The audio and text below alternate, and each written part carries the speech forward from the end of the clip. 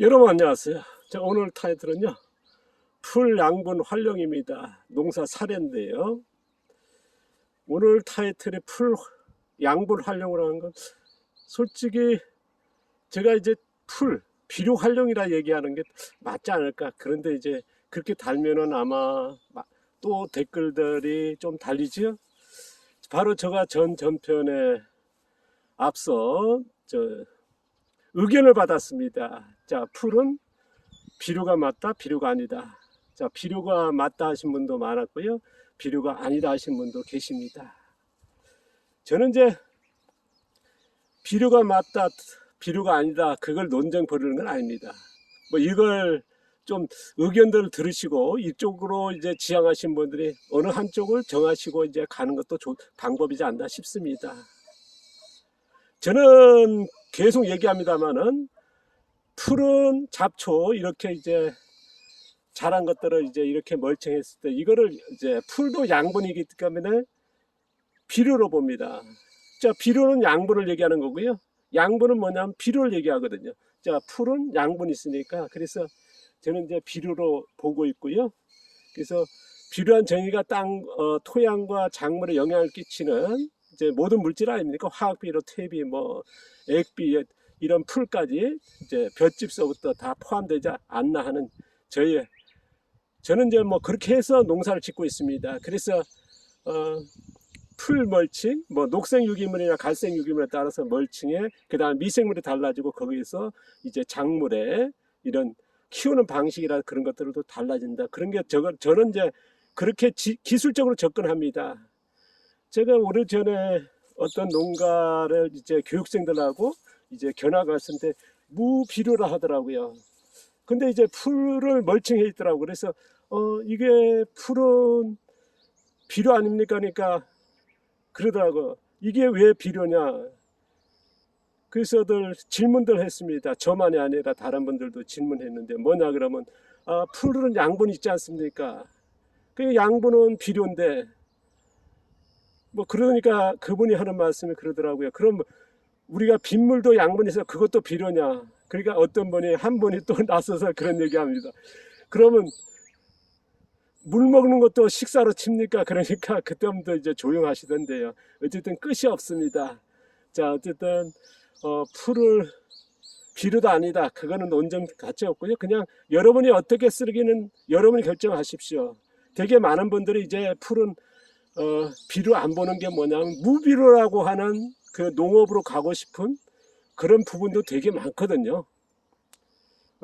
그렇지 않은 분도 계실 겁니다만은 대개 보면 제가 만나본 중에서 이제 무비료 하신 분들이 어쨌든 이 잡초를 멀칭하고 아니면 풀 키워서 이제 초생재배로 같이 키워가지고 농사 짓지 않습니까? 그것도 이제 무비료로 이제 하시거든요. 뭐 그거에 대해서 제가 뭐 틀렸다 맞았다 할 필요는 없고 저는 어쨌든 풀 잡초는 이제 양분으로 활용하고 있습니다.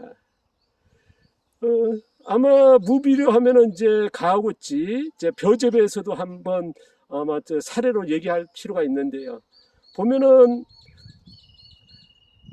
자연농, 가하고치의 자연농에서도 무비료를 하지 않습니까? 하지만은 어쨌든 풀을 키우거든요. 그 다음에 쌀기도 넣고요. 풀 보통 벼농사에서 같은 경우는 시기 매년 다릅니다만은 한 보통 5번, 6번, 7번까지 풀을 베어가지고 멀칭하거든요. 그러면 이제 그 논이다 보니까 수분이 있지 않습니까? 물 받을 때 있고 수분도 많고요. 그러다 보니까 이제 그리고 녹색 유기물이니까 풀들이요. 이제 잡초 이제 금방 베고 이제 멀칭하게 되면 이제 빠르게 박테리아들이 이제 서식하게 되거든요. 박테리아의 영양으로서는 최고거든요. 녹색 유기물이. 그러니까 녹색 유기물이니까 박테리아가 많아지니까 뭡니까? 이제 박테리아들이 내는 질소거든요. 그러니까 가하고치 벼재배가 뭐냐? 거의 뭡니까? 이제 촉생재배에 가까우면서 수확력이 높은 하나의 방법으로 이제 인식되고 있거든요. 그런데 이제 무비료를 합니다. 그러니까 가하고치도 이제 풀은 이제 어쨌든 비료로 안 보는 그런 것도 있습니다. 어쨌든 그건 각자의 그 해석이고 접근 방법이죠.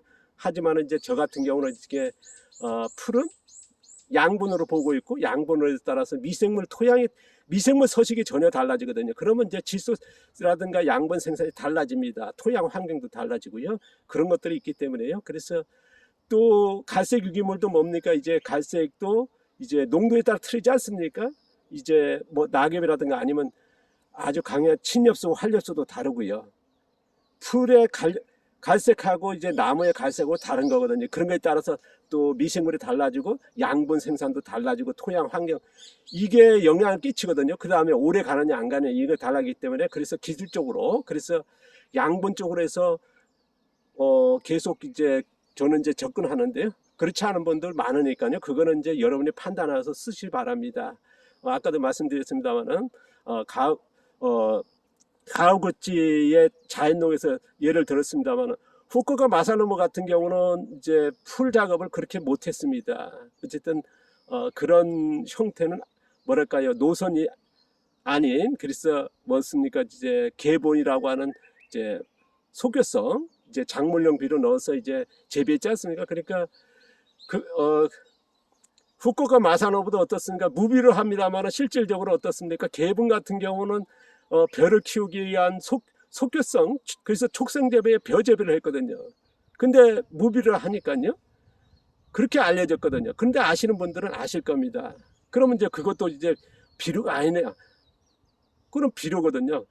아마 이제 가오구치의 그 풀도 마찬가지고요. 어느 쪽으로 갈지 모르겠지만 그만큼 논쟁도 될 수 있는 이 사례들입니다.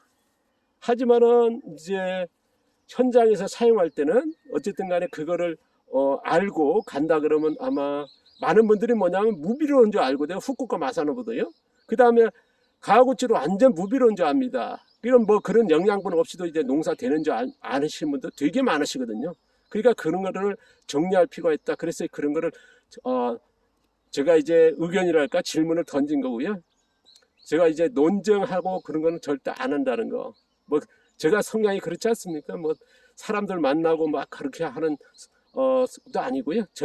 단지 뭐냐, 내가 하고 있는 농사를 공개할 뿐이고, 또 이런 게 있다 보니까 이래서 던진 겁니다. 앞으로도요, 이런 거를 계속 제가 이제 던질 겁니다. 그리고 새로운 농사 방법들이 나오는데 그게 안 나와 있는 것들이 많지 않습니까? 우리가 전통재배라든가, 지금 전통재배는 거의 사라지고 있거든요. 뭐 자연농하지만 촉성재배 가는 것과 전통재배는 전혀 다른데, 그런 것들이 다 숨겨져 있거든요. 용어조차 안 나와 있고요. 그런 것들 구분 안 돼 있지 않습니까? 아까도 했습니다. 후쿠오카 마사노부의 촉성재배의 방법과 가오구치의 잡초를 활용한 거의 촉성재배에 가깝습니다. 왜냐하면 풀 6번, 7번에 논해했을 때 그렇게 재배가 되고 있거든요. 그러니까 이런 것들이 뭐냐 그러면 좀 정보가 제공되고, 그러면 이제 그걸 활용하면서 이제 이분들이 어떤 방식으로 갖고 이게 실질적으로 용어와 이건 뭐 차이랄까, 이런 용어를 이해해야 된다라고 하는 게 저희 생각입니다. 그래서 도움이 될까 해서 올린 거고요. 누가 보니까 막 논쟁으로 끌고 가고 막 그 비난의 글들 쓰시는데, 제가 이제 가차없이 삭제했습니다만은 앞으로도 그럴 겁니다. 좀 뭐랄까, 이제 시작하신 분이 너무나 잘못 알고 있는 내용들이 되게 많거든요. 그래서 알려진 것도 많고요. 자, 오늘 좀 내용이 조금 거슬리는, 아마 여러분한테 좀 뭐 좋지 않은 내용도 느끼신 분들 많을 겁니다. 좀 이해를 부탁드리고요. 자, 감사합니다. 고맙습니다.